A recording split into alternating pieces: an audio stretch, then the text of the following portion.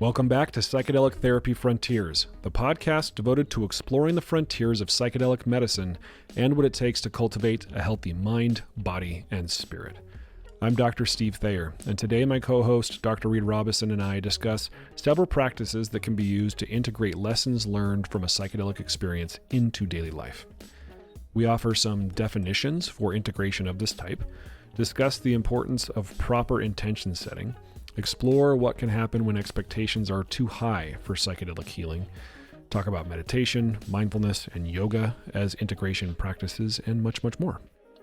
For those of you who are interested in becoming psychedelic therapists, but you don't know where to start, Numinus offers several courses to help you out. One such course is our Embodied Inquiry course.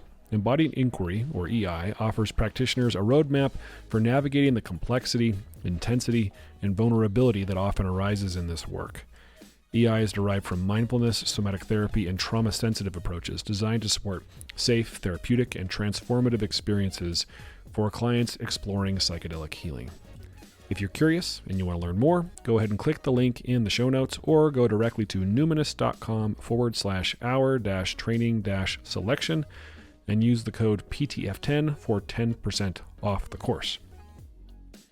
If you'd like to support the show, you can do so by leaving a rating or review in places like Apple Podcasts or Spotify. You can also subscribe to the show in most podcast players now. If you're watching on YouTube, you can subscribe to the YouTube channel, like the video. Please share the episode with somebody you think might enjoy it. Without further ado, here's our episode today on integration practices. Here we are again. It's good to see you, Reid. Same. How's it going? Good. I am particularly excited this morning because we're gearing up to go out to Denver. Psychedelic Science. I'm flying out this afternoon. And I will see you there. I'll be there tomorrow. Yeah. I'm really stoked. We should probably, when we've gone to other conferences, we've done kind of recap episodes. And so we'll probably do one of those after we get back. But it's fun to look back on the last MAPS conference, which I went to in 2019, October 2019 in Austin. And I don't remember how many people were there, but it was not 10,000+ people. Yeah, the last email I looked at from MAPS, it said like 11,000 at least were going to be there this time.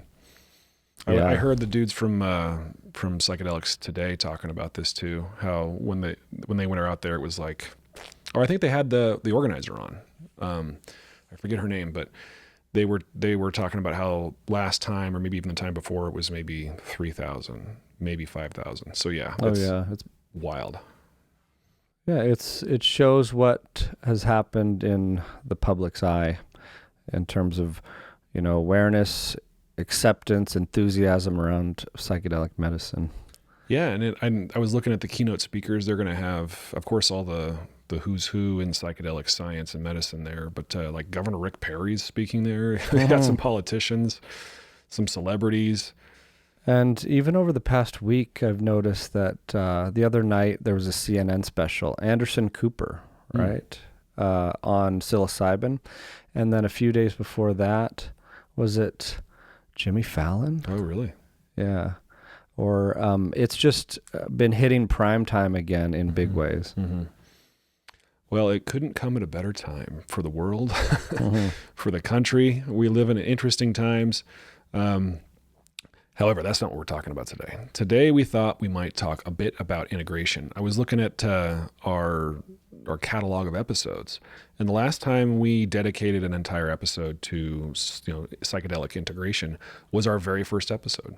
It's 100 episodes ago. Yeah, over 100. So, and we've of course talked quite a bit about integration in other episodes. Everything. Yeah, in a way.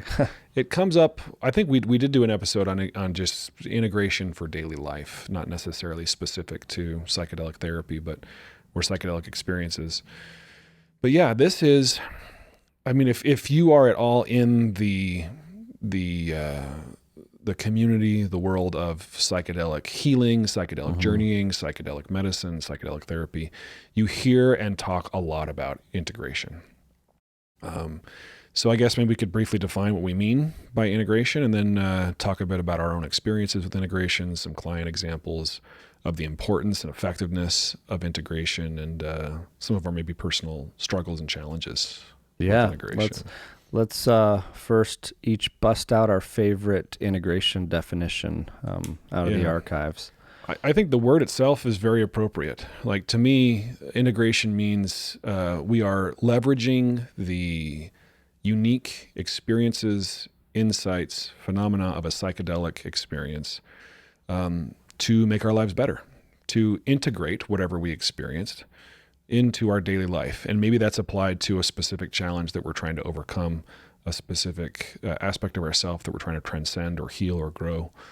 So it very much is a function of the intent going in, and I'll talk more about that in a second. But yeah, that's sort of my out-of-the-pocket definition of integration. There's one that's coming to mind that isn't necessarily my favorite, but I think it's funny because I have the word digesting in it. It's like integration is the process of digesting the insights and tips you get from the experience and manifesting them in their fullest expression in day-to-day life. Metabolizing. I like metabolize because it's like taking what you've consumed and making it part of you, right? Weave it into day-to-day life. Yeah. And a lot of people will say, by people I mean like psychedelic guides or coaches or therapists, enthusiasts, will say that, the psychedelic experience itself does not do the work for you. Yeah. It is really in the moments after, the moments, the days, the years after a psychedelic experience. The weeks, the months. Yeah. That true change is forged, is hammered out, which is why integration is so important. Yeah, that really is where the true rubber meets the road. Like, you can have an experience, but like, you can have an experience where you feel the love of God like you never have before. But the real question is, outside of that ceremony, in day-to-day life, in your relationships, surrounded by triggers and stressors and everything, can you feel it now? Yeah. Can you feel that? Can you feel even some of that? Can you return to that in day-to-day life? Yeah. And I think we've referenced some research about why integration is so important from like a neuroscience perspective. We talk a lot about Gould-Dolan's research and the critical periods, or the social learning periods that are reopened after a psychedelic experience. And depending on the medicine, you have, that reopening lasting a few days to a few months. And then we've talked quite a bit about neuroplasticity, synaptogenesis, neurogenesis, and that depending on the medicine, you've got an opportunity here to make substantive and durable changes at the level of the brain, like at the level of the nervous system. Another reason why a focused, deliberate, intent-driven integration plan is so important after a psychedelic experience. Yeah, and Gould-Dolan has a new paper out. Oh, really? A new key paper just within the last week or so. And she's given a talk at the conference. So you'll have to catch it for me because I fly in just a little bit after she speaks. Oh, yeah. I'll have to put that app that they have for the conference is a little difficult to navigate, but I'll have to find it, put it on my planner. Rick, if you're listening, I know. The app is difficult. It's pretty good. It's pretty good. I don't know what I would have done differently. I'm just being annoying. But yeah. So I want to give an example of how integration can be like a direct outgrowth of the intention that you set. So I had a client who came to psychedelic-assisted therapy with a desire to address their anger issues. And through our preparation sessions, we discovered that the anger was connected to some childhood trauma, some attachment wounding. And we did a little bit of parts work around this just in preparation to set the table so that the psychedelic experience could use what was on the table. And then by his report, he had a moderate psychedelic experience, didn't sort of lose the ego like he was thinking he might. But afterward, the task of integration was, let's process and talk about what you experienced, especially in terms of our preparation. And then let's come up with activities that you can deliberately engage in to start exploring the triggers of anger with this new perspective, because he did come out of the psychedelic experience with a new perspective on his anger.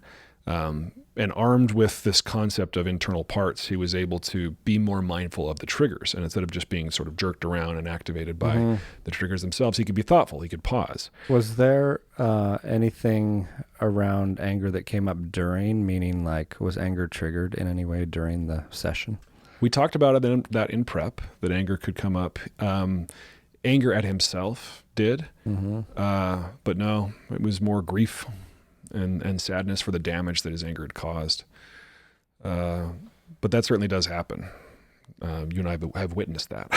Yeah, before. we've seen plenty of that. Yeah. So yeah, and at first he's like, I don't know how much this really did for me, but over the weeks, as he was deliberately, he was doing breathing practices, he was trying to get to know his triggers, and he was going out and putting himself in scenarios that previously would have just sent him through the roof.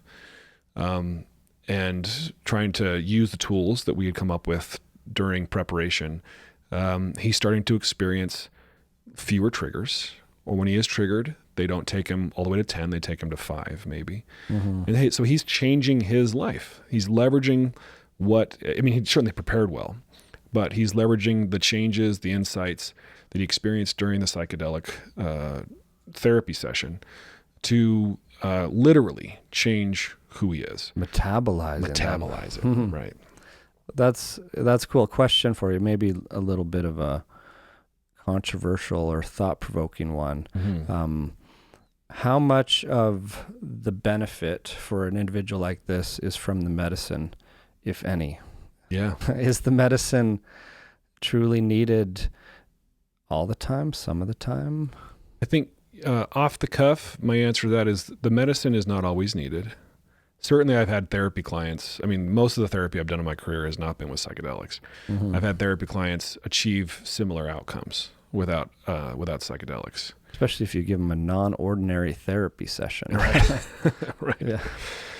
Yeah. I think necessary, no, but useful, yes. Useful for everyone, no. Yeah. In fact, I think for some people, psychedelics could be harmful. We've talked about that a bit on the show. But. Counterproductive. It's just something I think about a lot lately is, just like with everything that we take into ourselves, like why is this going into my mind, my psyche, my body, my soul? What is the intention with it? Is it needed? What's, my anticipated kind of outcome? Is this going to be net positive, net negative, or who knows? And, what are the other ways of approaching this? It's kind of like we do when we consent any client to participate in a course of therapy, a course of just taking a medicine, psychopharm, or psychedelic therapy. It's like there are alternatives. There are no guarantees. And I do think it's just worth stating that risk, that there's a risk in the over enthusiasm and being overzealous with these things and going in too soon, too often, or putting too much weight on the day of. Yeah. At the very least, you risk disappointment, among other things. And this client, I guess, and I'm changing a lot of details here to protect anonymity, but this client did experience some disappointment. They were expecting, in spite of all the words to the contrary that I expressed, they were kind of hoping that the psilocybin would just sort of fix them, make them never be angry again. Yeah. Some people view that as the medicine, like explodes you into a million pieces, and integration just puts them back together in a new way the next day. Yeah. But, it's more like physical therapy after an injury in a way, is like it does open up the window. It gives the malleability, and you have to do the long, hard work of piecing it back together. You may have a shift on the day of that is lasting. You may have a perspective that doesn't go away for a long time, or perhaps ever, like the other side of the coin, especially early on in your experiences. But yeah, I think it's just worth emphasizing the hard work. Integration is a practice, and it's never done. Right.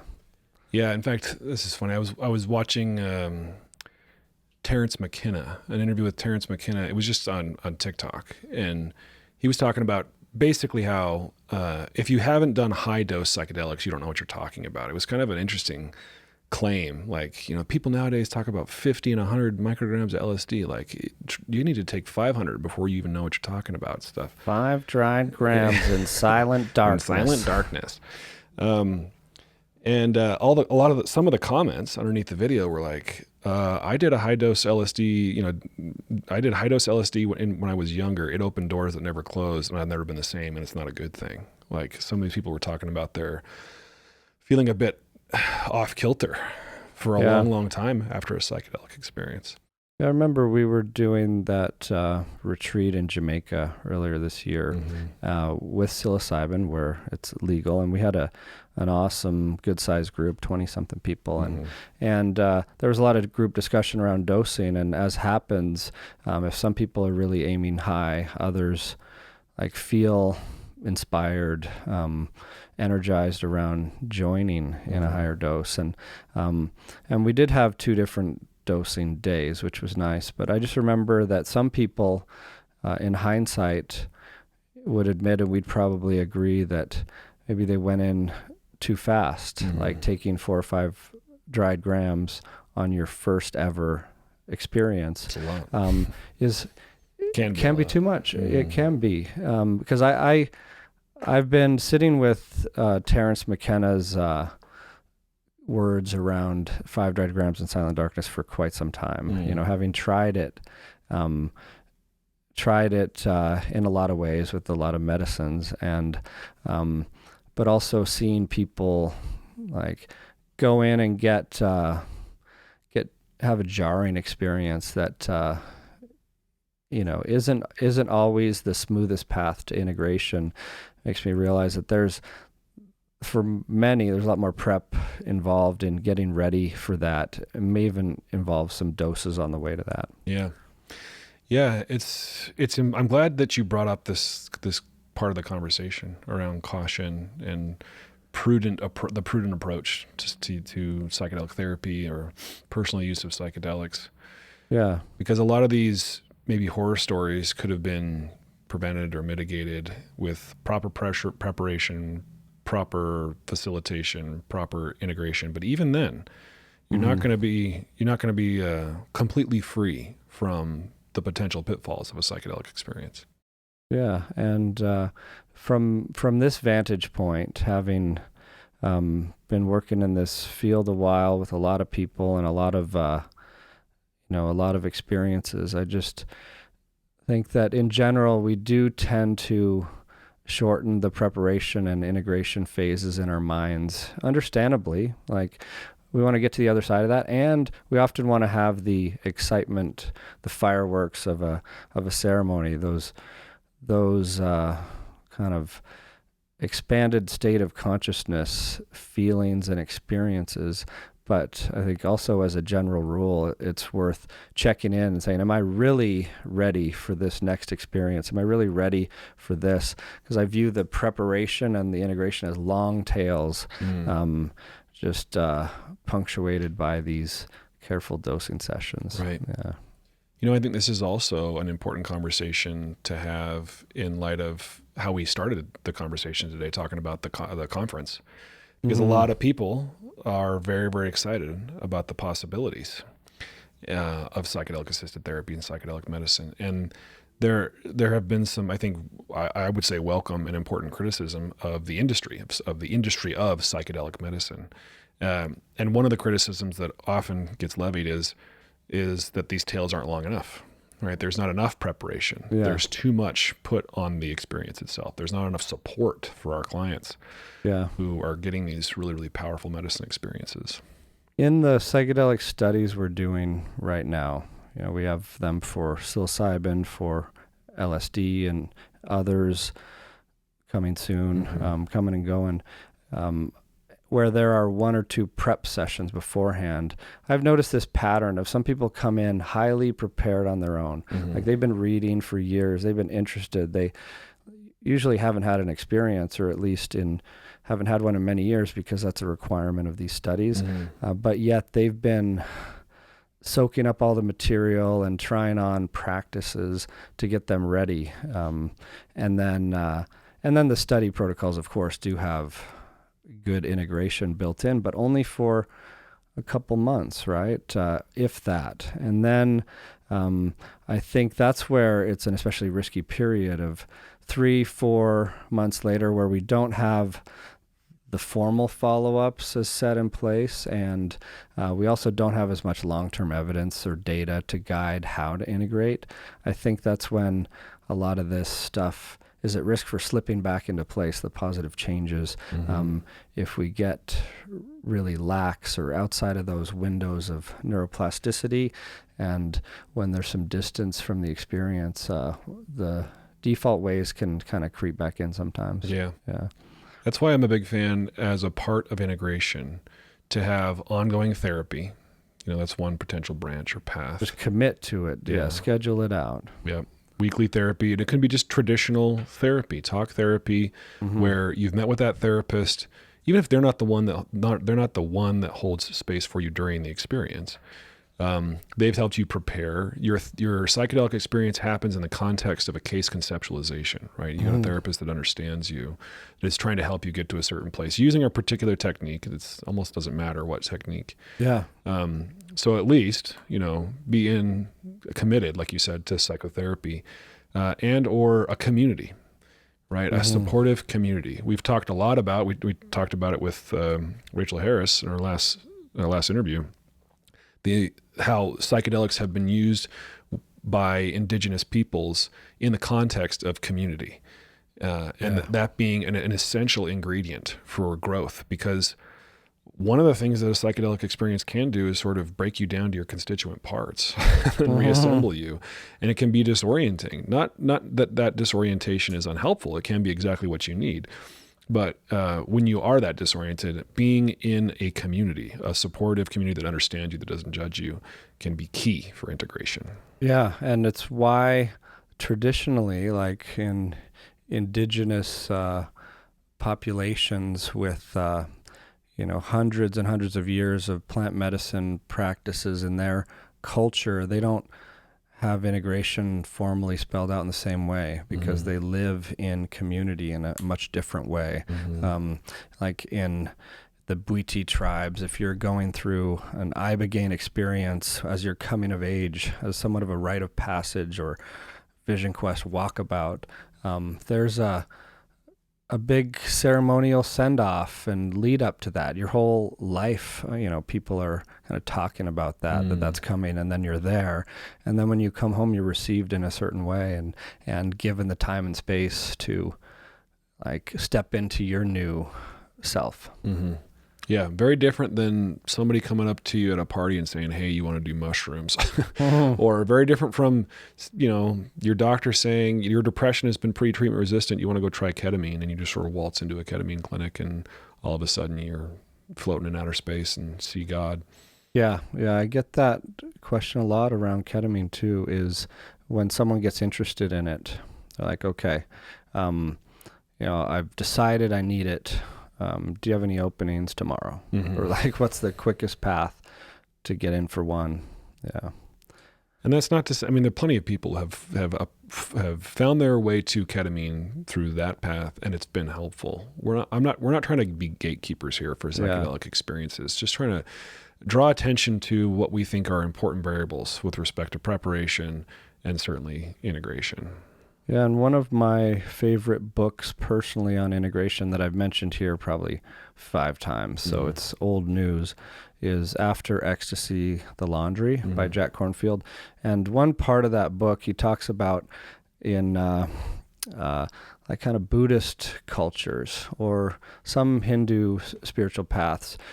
You find a guru, and the further your guru is away, the harder it is to get to them for your retreat, your non-ordinary experience of awakening, the better it is for your integration, because you have to work. Like you should have to climb this many mountains and valleys over this many days or weeks to get there.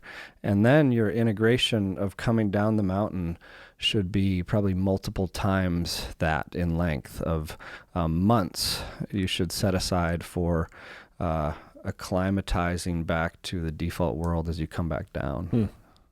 Yeah, that makes me think of just the concept of a pilgrimage or a journey. I mean, we talk about psychedelic experiences themselves as trips or journeys. Yeah. But I do like this notion of sort of what the metaphor implies is struggle, you grow, you learn as you seek out your quote unquote, your guru, your teacher.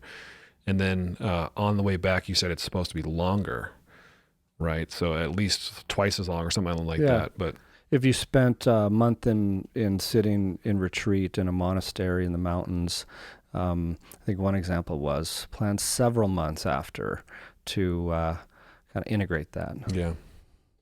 Yeah, time is a really, really important part of integration. A lot of, I've had several clients understandably feel pretty impatient, wanting the psychedelic, in spite of everything I've said to the contrary, wanting the psychedelic experience to just sort of reset them, cure them, so to speak. But I've done this enough and been with clients in integration for long enough to see the changes unfold.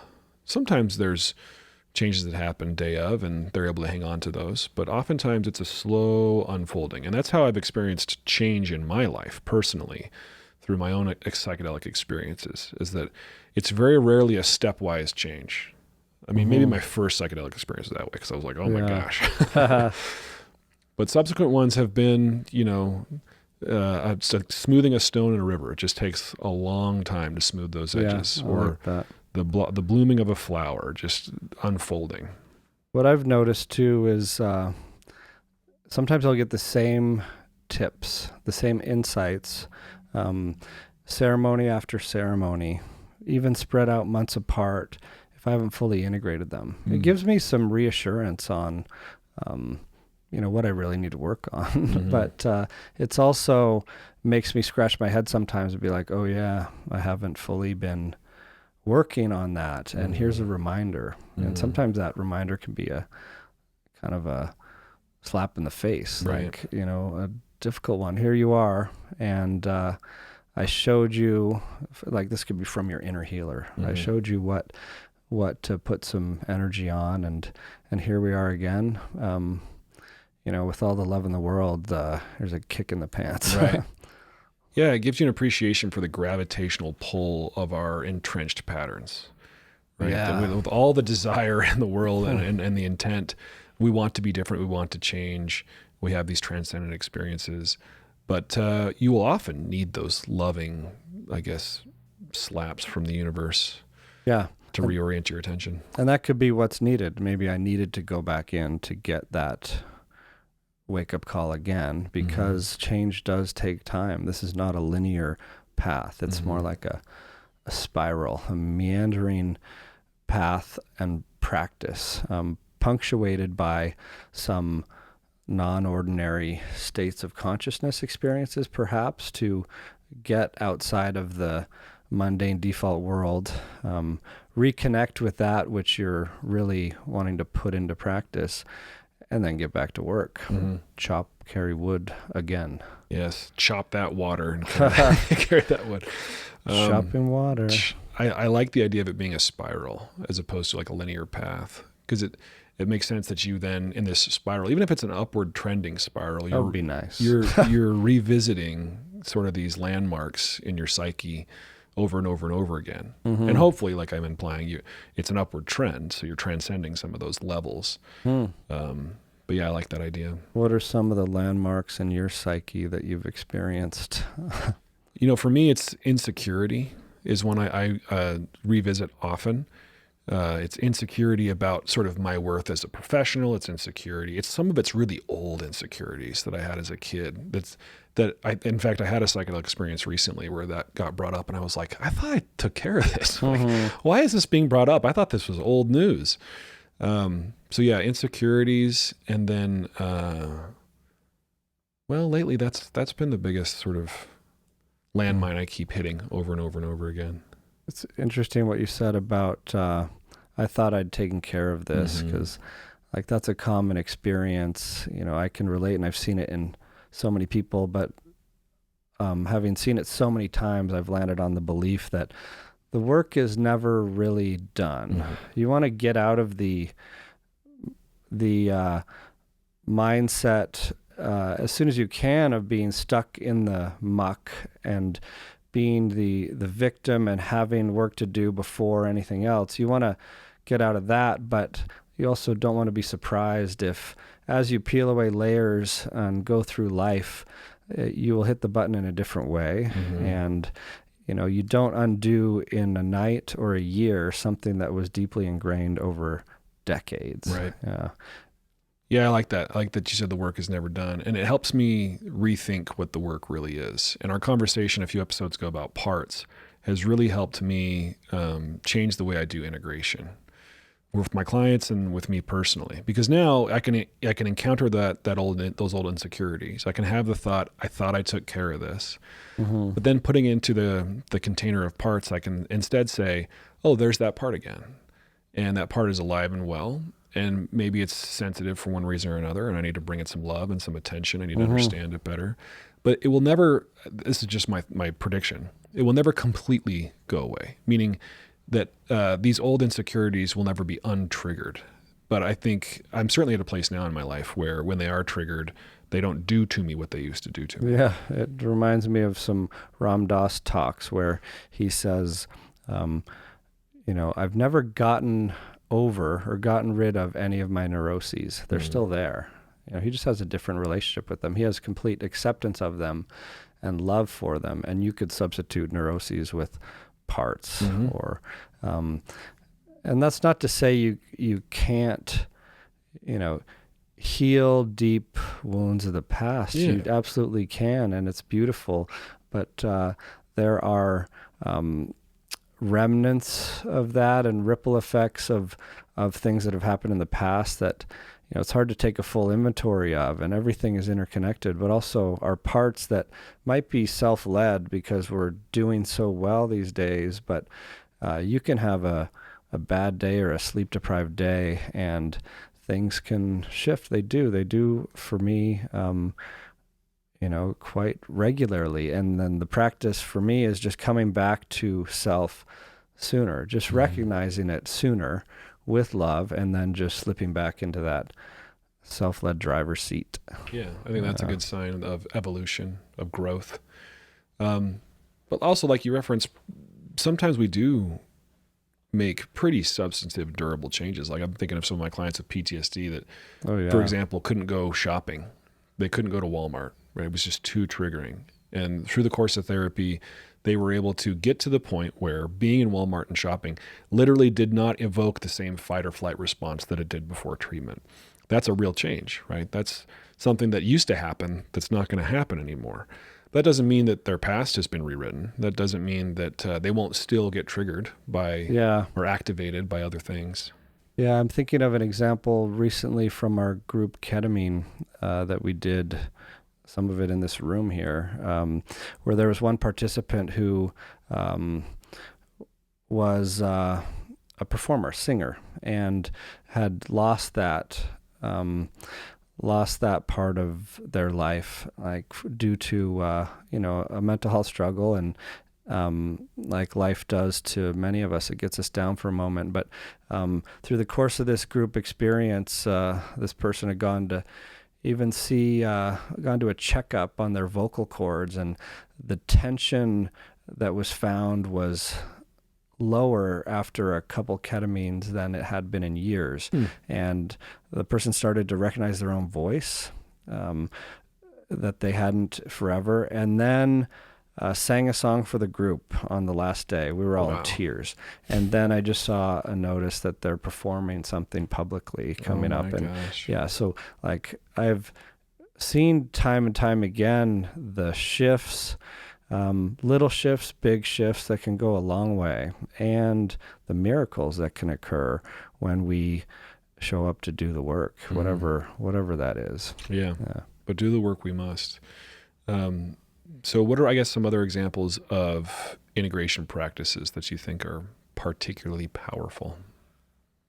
Yeah, one that I've seen come up for many, and one example of things that have been told to me by my inner healer, by, tips from the tea when you're in an ayahuasca ceremony, for example, that become kind of repeated because they're so important and not always fully integrated are meditation and yoga. Like those are two that come to mind first of all, and they're related. But how about for you? Meditation for sure. I'm not a yoga practitioner, but journaling, meditation, and the kind of meditation that has been particularly helpful for me is just mindfulness oriented meditation. I'm not a meditation expert, but the stuff that I like to do is influenced by the conceptualization of internal parts. I'm watching my thoughts as they are messages or ideas, whatever, generated by parts. So doing that for even if 10 minutes, like I don't need to meditate for a long time in order to get the benefit out of that. And then almost without exception, after a psychedelic experience, I want to nourish my body. Like I want to reset the way that I'm treating my body. So sleep, exercise, healthy food, try to eliminate, just gross, overly processed stuff. Yeah. That's a good one too. I've come out with that realization over and over of treating your body like your sacred partner through life. Like take care of it, what it takes in, be gentle with it in words and your deeds, which is not easy because we all have a pretty active inner critic, right? Especially around body stuff. But then, and those practices are certainly related, like meditation, yoga, other kind of body-based practices to take care of yourself, move energy, and kind of find some real life liberation in how you move through life. Yeah. And I think some of the integration practices that you'll see on basically any integration handout from any coach or clinic or Google it or whatever are really good. And that's why they end up on all those lists. But certainly meditation and being in nature and sleep and nourishing food and moving your body are things that we would commonly recommend to people. Yeah. Media diets. A lot of times we've encouraged people to go on social media diets in preparation, but also you can use the psychedelic experience as an opportunity to make permanent changes to what the streams of information that are filling your consciousness. So maybe it's time to delete a certain social media app that's bringing you down or filling up most of your time. Yeah, that's another common theme. You often come out of a psychedelic experience with awareness, like added awareness of what's coming into your life, what's in your life, what it's doing. Yeah. And that's half the battle. Then you can decide, and especially with the help of some of that critical period opening and a supportive integration therapist guide community to work on it. Maybe we can come back to meditation for a minute, just because it's often misinterpreted, or like I can't count the number of times I've heard someone say, I just don't know how to meditate, or what do you mean? Yeah. Like I tried it doesn't work. Is this 2 minutes or 20 minutes or a retreat? And why is it so sucky at first? And it reminded me of this quote. I think it was a Swami Shivananda or something, who said, meditation's painful in the beginning and bestows immortal bliss and supreme joy in the end. Like a lot of things that are painful in the beginning. Yeah. I'll confess that I'm certainly not a ascended master when it comes to meditation. It's still fairly painful for me. And maybe painful is a little bit too strong of a word for at least my experience of it. I remember when I first started meditating, I was in college as an undergrad, and there was a meditation class being offered at the University Counseling Center. And I was a psychology undergrad, and I thought, this is a good idea. I'll go to this meditation class. And it was a little bit of instruction on what mindfulness is and how to meditate in this way. And then we sat in a dimly lit room for an hour. And so my first experience of meditation was freaking torture. I sitting down on a cushion for an hour, my back hurt. Some guy was sniffing the whole time. And didn't have her. Yeah, how dare he interrupt my bliss? But none of it was very blissful. So my first experience with meditation did not exactly sell me on it. So we could chat about the types of meditation and that phenomenon, like sitting in a group meditation for an hour. If you're not regularly doing that, is going to be difficult for anyone, right? I mean, an hour, just like an hour, I mean, imagine sitting in a cold plunge for an hour, right? Unfathomable. Mm-hmm. But people work up to it through painful things. And so in terms of why meditate, like we could get all philosophical, scientific, spiritual, but really you're training your awareness and attention. We talked about the awareness you get. So you're learning to focus in on what you want to be rather than getting pulled into ruminative negativity, for example. And then you're getting to know yourself, like you're really getting to know yourself of your own being, observing your thought stream with this non-judgmental stance. And then you're creating useful mental habits and patterns consciously through that. Like that's one way of summarizing. I don't know. What do you think? Yeah. I mean, that's kind of the way I think about why one might want to meditate. And like, I like your caveat, like there's plenty of spiritual reasons why someone might want to do that. There's really good neuroscience evidence about what meditation can do for the mind. Lots of great psychological studies on meditators versus non-meditators. But often there's just sort of this broad category of meditation. And I think you alluded to the fact that there are many different kinds. Yeah. Like to break it down into two, following what you said of kind of this observing, you could say there's closed versus open focus meditation. Like closed is focusing on like a sound, a word, a mantra, an idea, an object, even the flame of a candle. And that's good attention training, right? Very useful. Then there's open is like paying attention to whatever comes up into awareness, like from a passive, detached stance, and you're letting insights come up. You're also cultivating that stance of equanimity and non-judgmental, open awareness that is also crucial in day-to-day life. So those two main things, but then maybe 4 basic techniques would be like following your breath. It's probably the one I'll start with the most. Observing an object, it could be anything from that candle flame to sacred geometry to a flower or whatever. Reciting a mantra like, I am here now in this, like the Presence Process by Michael Brown. Really good book that uses that mantra.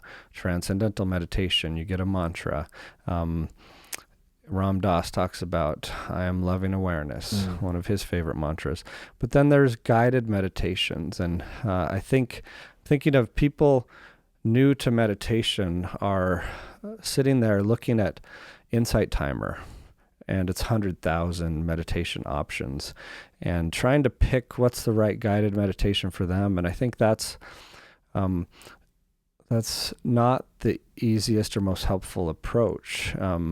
Like the foundational practice in my mind is a sitting practice for a set amount of time that you expand, and guided meditations I quite like and do them regularly, but that's a supplementary practice, or sometimes it's needed to help you sit for some time, but that would be the kind of guided that guides you into that place where you can just observe for a while. Yeah, it was a great overview.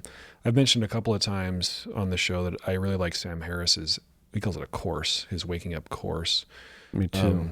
But one of the things that he likes to encourage his students to try and become aware of is non-duality. Yeah. Right? This notion that it is not an us perceiving a world, that there is nothing but consciousness. And he has this cue that I've often sort of lovingly mocked on this show is turn around and see if you can look at the looker or become aware of the one who is trying to become aware.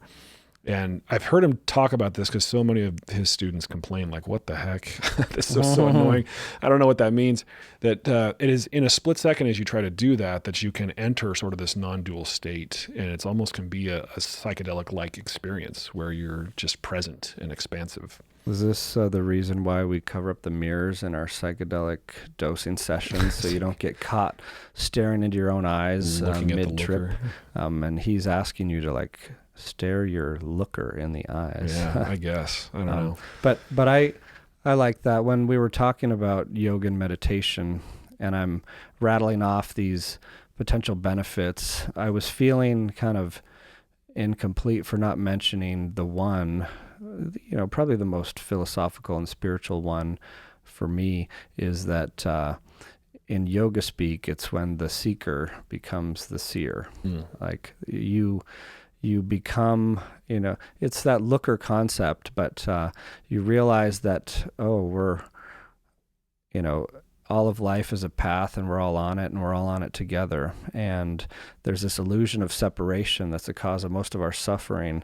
And a meditation or yoga experience, if done repeatedly and if done with the right intention, eventually gives you that experience of non-duality or becoming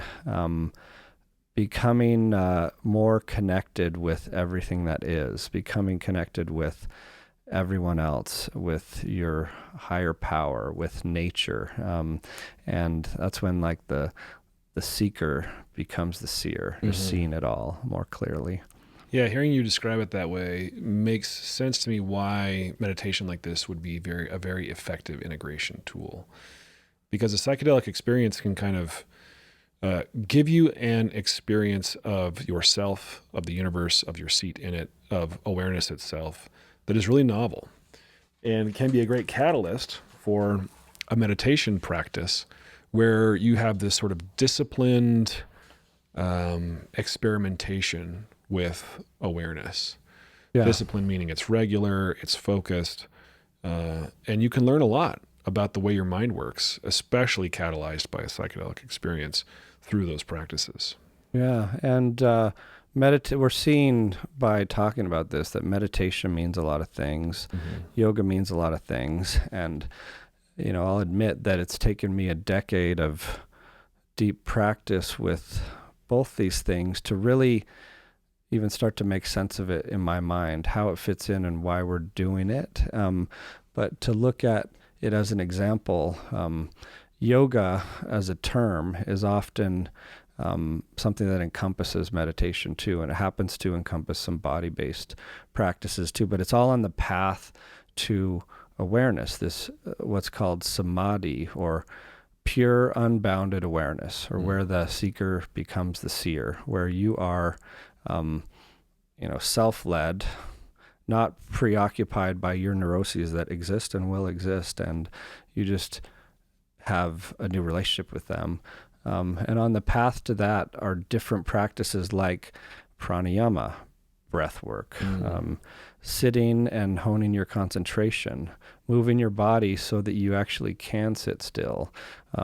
That's one example would be the 8-limbed path of yoga, or Ashtanga, also called Raja Yoga. Lots of different forms of yoga, but they, the ones I gravitate toward have in them a system that trains these things and takes you to a certain place of training your attention, your awareness, and your ability to get into that unflappable place as you flow through life, with open heart and quieter mind.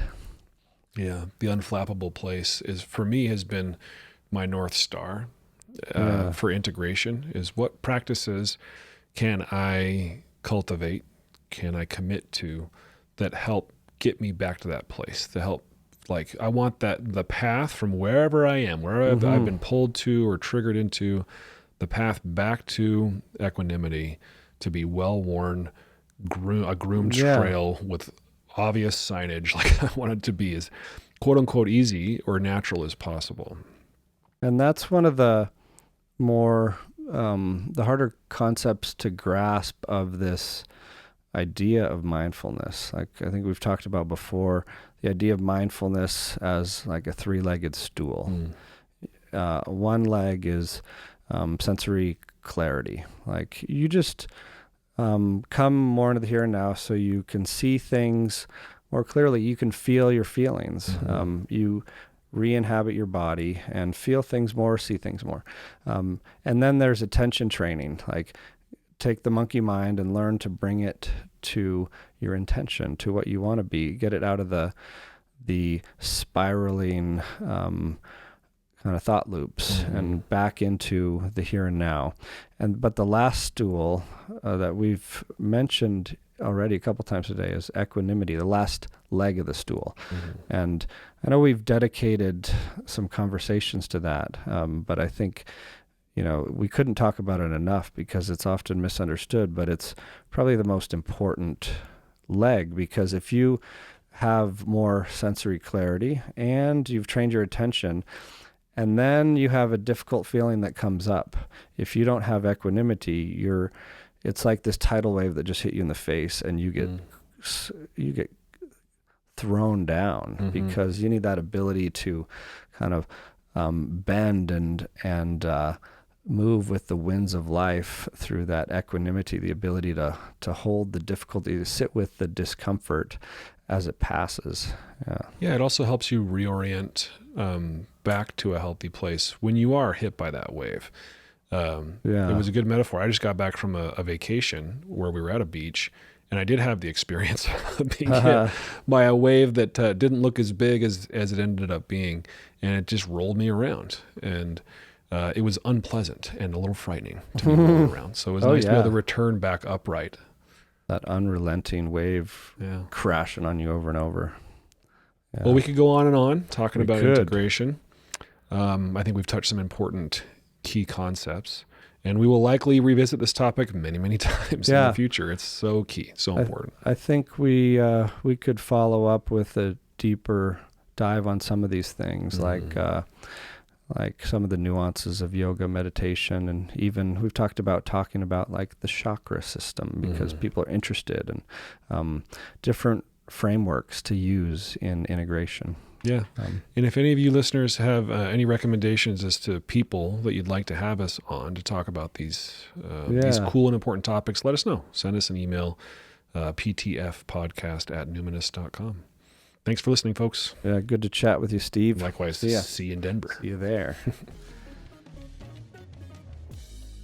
Psychedelic Therapy Frontiers is brought to you by Numinus, a mental wellness company committed to tackling the global mental health crisis by delivering best-in-class psychedelic-assisted therapies, contributing to the body of primary and clinical psychedelic research, and fostering healing through community connection and social responsibility. You can learn more about Numinus at numinus.com. That's Numinus.com. If you enjoyed the show today and you want to support us, here's how you do it. Rate and review the show on platforms like Apple Podcasts and Spotify. Subscribe to the Numinus YouTube channel, like the videos, and share it. Share the show or clips of the show with someone that you think will enjoy it. The content of this podcast does not constitute medical advice or mental health treatment. Consult with a medical or mental health professional if you believe you are in need of mental health treatment.